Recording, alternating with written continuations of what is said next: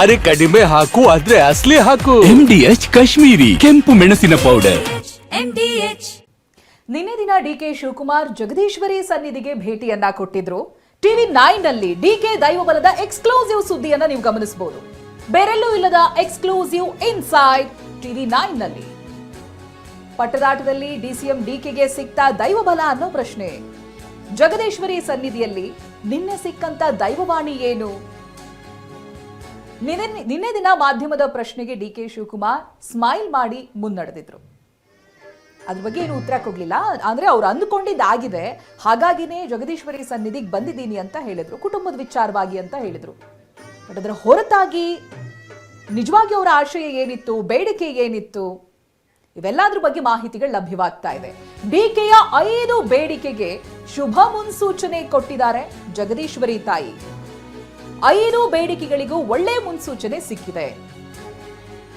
5 ಬೇಡಿಕೆಗಳ ಪೈಕಿ ಸಿಎಂ ಹುದ್ದೆ ಬಗ್ಗೆಯೂ ಡಿಕೆ ಕೇಳಿಕೊಂಡಿದ್ದಾರೆ. 1.5 ತಿಂಗಳಲ್ಲಿ ಶುಭ ಸುದ್ದಿ ಅಂತ ದೈವವಾಣಿ ನುಡಿದಿದೆ.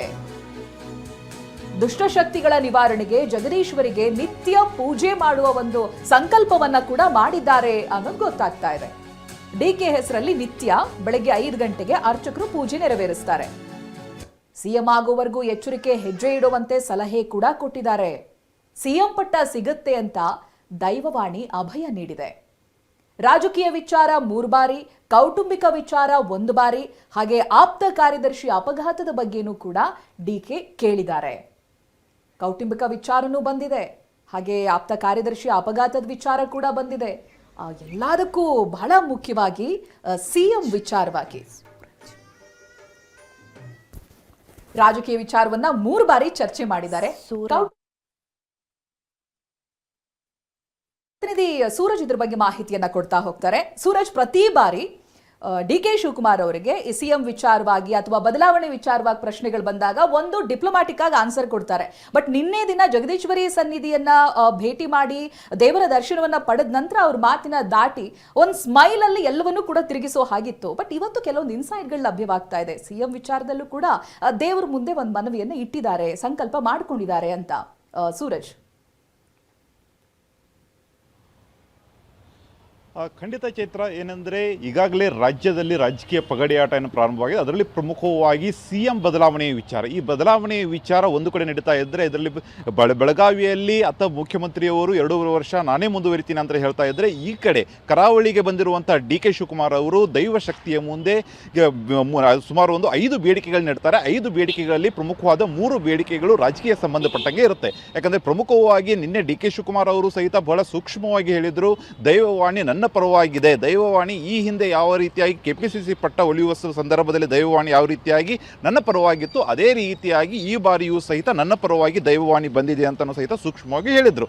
ಅದೇ ರೀತಿಯಾಗಿ 5 ಬೇಡಿಕೆಗಳನ್ನು ಇಟ್ಟಿದ್ರು ಅಂತಲೂ ಸಹಿತ ಚರ್ಚೆ ಆಗಿತ್ತು. ಆದರೆ 5 ಬೇಡಿಕೆಗಳು ಯಾವುವು ಎಂಬುದರ ಬಗ್ಗೆ ಎಲ್ಲಿಯೂ ಮಾಹಿತಿ ಇರಲಿಲ್ಲ. ಅದರಲ್ಲಿ ಪ್ರಮುಖವಾಗಿ 3 ಬೇಡಿಕೆಗಳು ರಾಜಕೀಯ ವಿಚಾರವಾಗಿ, ಪ್ರಮುಖವಾಗಿ ಅವರು ಸಿಎಂ ಪಟ್ಟ ಆಗಿರಬಹುದು, ಅದ ನಂತರ ಹಿತಶತ್ರುಗಳ ವಿಚಾರ ಆಗಿರಬಹುದು, ಮತ್ತು ಪಕ್ಷದಲ್ಲಿನ ಆಂತರಿಕ ಜಗಳ, ಈ ವಿಚಾರವಾಗಿಯೂ ಸಹಿತ ಚರ್ಚೆ ಆಗಿದೆ ಅಂತಲೂ ಸಹಿತ ಹೇಳಲಾಗ್ತದೆ. ಅದರ ಜೊತೆಗೆ ಕೌಟುಂಬಿಕ ವಿಚಾರವಾಗಿಯೂ ಸಹಿತ ದೇವಿಯ ಬಳಿ ಕೆಲವು ಬೇಡಿಕೆಗಳನ್ನ ಇಟ್ಟಿದ್ದಾರೆ. ಅಷ್ಟೇ ಅಲ್ಲದೆ ಮೊನ್ನೆ ಬೆಳಗಾವಿಯ ಸೌದತ್ತಿ ಬಳಿ ಅವರ ಆಪ್ತ ಕಾರ್ಯದರ್ಶಿಯ ಕಾರು ಅಪಘಾತ ಏನಾಯಿತು, ಅಪಘಾತದ ವಿಚಾರವಾಗಿಯೂ ಸಹಿತ ಡಿಕೆ ಶಿವಕುಮಾರ್ ಅವರು ದೇವಿಯ ಬಳಿ ಕೇಳಿಕೊಂಡಿದ್ದಾರೆ. ಯಾಕಂದರೆ ಪ್ರಮುಖವಾಗಿ ಡಿಕೆ ಶಿವಕುಮಾರ್ ಅವರು ಈ ದೇವಸ್ಥಾನಕ್ಕೆ ಬರಲು 1 ವರ್ಷದಿಂದ ಕಾಯ್ತಾ ಇದ್ದಾರೆ. 1 ವರ್ಷದಿಂದ ದೇವಸ್ಥಾನಕ್ಕೆ ಬರಲು ಕಾಯ್ತಾ ಇದ್ದರೂ ಸಹಿತ ದೇವಸ್ಥಾನದ ಬಳಿ ಬರುವುದಕ್ಕೆ ಆಗಿರಲಿಲ್ಲ. ಆ ಹಿನ್ನೆಲೆಯಲ್ಲಿ ನಿನ್ನೆ ಕೆಲವು 2 ದಿವಸಗಳಿಂದ ಡಿಕೆ ಶಿವಕುಮಾರ್ ಅವರು ಆನ್ಲೆಗೆ ಬರ್ತಾರೆ ಅಂತ ಯಾವಾಗ ಚರ್ಚೆ ಆಯಿತು, ಅದೇ ಸಂದರ್ಭದಲ್ಲಿ ಈ ರೀತಿಯಂಥ ಅಪಘಾತವಾಗಿದ್ದು ಸಹಿತ ಎಲ್ಲಿಯೋ ಡಿಕೆ ಶಿವಕುಮಾರ್ ಅವರಿಗೆ ಮನಸ್ಸಿಗೆ ಬೇಜಾರಾಗಿದೆ. ಆ ಹಿನ್ನೆಲೆಯಲ್ಲಿ ನಿನ್ನೆ ಕೇಳಿದಾಗ ಆ ಸಂದರ್ಭದಲ್ಲಿಯೂ ಸಹಿತ ಹೇಳ್ತಾರೆ, ನಿಮ್ಮನ್ನು ಕಟ್ಟಿ ಹಾಕುವುದಕ್ಕೆ ಬಹಳಷ್ಟು ದುಷ್ಟಶಕ್ತಿಗಳು ಪ್ರಯತ್ನ ಮಾಡ್ತಾ ಇದ್ದಾವೆ. ಅದರಲ್ಲಿ ಪ್ರಮುಖವಾಗಿ ನಿಮಗೆ ಸಿಎಂ ಪಟ್ಟ ಸಿಕ್ಕೇ ಸಿಗುತ್ತೆ. ಆದರೆ ಸಿಎಂ ಪಟ್ಟ ಮುಂದಿನ 2 ತಿಂಗಳ ಕಾಲ ಬಹಳಷ್ಟು ನೀವು ಎಚ್ಚರಿಕೆಯಿಂದ ಹೆಜ್ಜೆ ಇಡಬೇಕಾಗುತ್ತೆ ಅಂತಲೂ ಸಹಿತ ಬಹಳ ಸೂಕ್ಷ್ಮವಾಗಿ ಹೇಳಿದ್ದಾರೆ. ಅಂದರೆ ಪ್ರಮುಖವಾಗಿ ಡಿಕೆ ಶಿವಕುಮಾರ್ ಅವರಿಗೆ ಮುಂದಿನ 2 ತಿಂಗಳಲ್ಲಿ ಸಿಎಂ ಪಟ್ಟ ಸಿಗುತ್ತೆ ಅಂತ ಆಂಧ್ಲೆಯ ಜಗದೀಶ್ವರಿ ದೇವಿ ಹೇಳಿದ್ದು ಒಂದು ಕಡೆ ಆಗಿದ್ದರೆ, ನಿಮ್ಮ ಸಿಎಂ ಪಟ್ಟ ಸಿಗುವಕ್ಕಿಂತಲೂ ಮುಂಚೆ ನೀವು ನಡೆಯುವಂಥ ದಾರಿ ಬಹಳಷ್ಟು ಎಚ್ಚರಿಕೆಯಿಂದ ಇರಬೇಕು ಅಂತಲೂ ಹೇಳಿದ್ದಾರೆ. ಯಾಕಂದರೆ ದುಷ್ಟಶಕ್ತಿಗಳು ನಿಮ್ಮ ಒಂದೊಂದು ಹೆಜ್ಜೆಯಲ್ಲೂ ಸಹಿತ ನಿಮ್ಮನ್ನು ಕಟ್ಟಿ ಹಾಕುವುದಕ್ಕೆ ಪ್ರಯತ್ನ ಮಾಡ್ತಾ ಇದ್ದಾವೆ. ಅಷ್ಟೇ ಅಲ್ಲದೆ ನಿಮ್ಮನ್ನು ಅಷ್ಟೇ ಅಲ್ಲ, ನಿಮ್ಮ ಜೊತೆಗಿರುವವರ ಬಗ್ಗೆಯೂ ಸಹಿತ ಅವರ ಮೇಲೆ ಕಣ್ಣಿದೆ. ಹಾಗಾಗಿ ಅವರ ಬಗ್ಗೆಯೂ ಸಹಿತ ನೀವು ಎಚ್ಚರಿಕೆಯಿಂದ ಇರಿ ಅಂತಲೂ ಸಹಿತ ದೈವವಾಣಿ ಹೇಳಿದೆ.